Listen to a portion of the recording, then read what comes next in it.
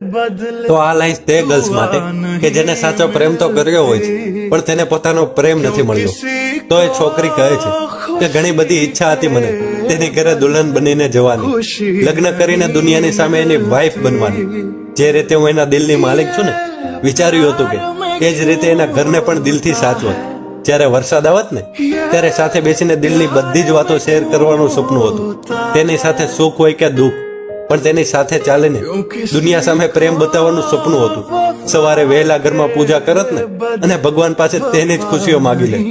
પણ મારો સાથ એને અડધા રસ્તે જ મૂકી દીધો. તો આ બધા જ સપના હકીકતમાં કેમ બદલીશ? શું કમી રહી ગઈ હતી મારા પ્રેમમાં? તો એકવાર પણ એને ના વિચાર્યું કે હું શું કરીશ એના વગર. સાચે યાર, છોકરીઓની આ ફિલિંગને કોણ સમજશે?